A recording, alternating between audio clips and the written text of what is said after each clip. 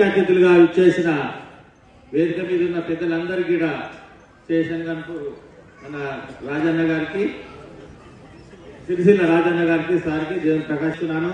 అదేవిధంగా ఈ కార్యక్రమానికి పిలువగానే ఇచ్చేసిన, ప్రేమతో ఇచ్చేసిన సర్పంచులకు, ఉప సర్పంచులకు, నా జాతి బిడ్డలందరికీ కూడా సామాజిక ఉద్యమ నమస్కారాలు తెలియజేస్తున్నాను. మనము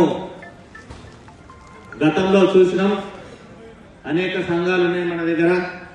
అనేక సంఘాలు కూడా ఒక్కొక్క సంఘం ఒక్కొక్క అంశం పైన మన ఉద్యమాలు చేయడం జరుగుతుంది. కానీ అందరము ఒక వేదికమైన కూర్చునే ఆలోచన కానీ అవసరం కానీ మనకు లేకుండే తెలంగాణ మాజీ సంక్షేమ సంఘం వచ్చిన తర్వాత ఒక ఉన్నత వర్గాలు ఏ విధంగా అయితే తమ రాజ్యాధికారాన్ని నిలబెట్టుకోవడానికి ఎటువంటి ఆలోచన విధానంతో ముందుకు పోతుందని మనం ఆలోచిస్తున్న క్రమంలో ఇదే రవీంద్ర భారతిలో రెడ్డిస్ మీట్ అనేది ఒకటి జరిగింది. ఆ రెడ్డిస్ మీట్ లో ఏముంటుందంటే, ఆ రెడ్డిస్ మీట్ అందులో తెలంగాణ రెడ్డిలు ఉంటారు, ఆంధ్ర ప్రాంతం రెడ్డిలు ఉంటారు, కొంత కోస్తా ప్రాంతం రెడ్డిలు ఉంటారు. ఇది ఎందుకు చెప్తున్నా అంటే ఈ కార్యక్రమానికి ఇన్స్పిరేషన్ ఆ సందర్భం. మీరు యూట్యూబ్ లో కొట్టిన కానీ కూడా 4.5 నిమిషాలు వస్తుంది. వాళ్ళ ఆలోచన విధానం ఏంటంటే, మనము ఏ పార్టీ ముఖ్యం కాదు, మనకు నిరంతరం మనం అధికారంలోకి ఉండడం ముఖ్యం అని చెప్తారన్నట్టు. అందులో అంటే ఇక్కడ చూడాలి మనం ఏంటంటే, అన్ని ప్రాంతాల రెడ్డిలు ఉన్నారు, అన్ని పార్టీల రెడ్డిలు కూడా ఆ కార్యక్రమంలో ఉన్నారు.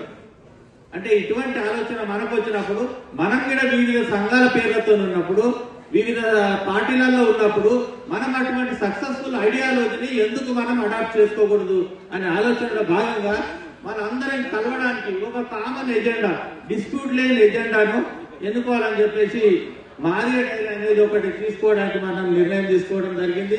ఇది 7వసారి కూడా మనం ఆవిష్కరణ చేసుకోవడం జరుగుతుంది. మనం అన్ని సంఘాల పెద్దలను, మన మాదిగ కమ్యూనిటీలో ఉన్న వివిధ పేర్ల మీద ఉన్న సంఘాలందరి ఆధ్వర్యంలో మనం ఇటువంటి కార్యక్రమం 7 సంవత్సరాలు చేస్తున్నాము.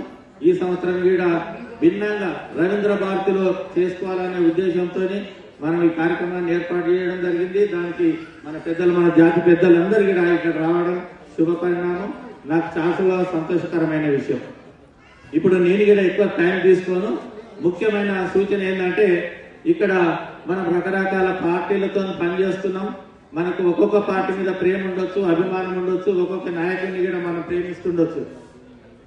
కానీ మనం ఒక కామన్ మన జాతి ప్రయోజనాల కొరకు మన దృష్టిలో పెట్టుకొని మాట్లాడుతున్నప్పుడు, మనం ఇటువంటి ఐక్యత మీద పనిచేస్తున్నప్పుడు, మేము తెలంగాణ మాదిగ సంక్షేమ సంఘం అన్ని సంఘాలతో ఒక లక్ష్యంతో పనిచేస్తుంది, ఒక స్లోగన్తో పనిచేస్తుంది.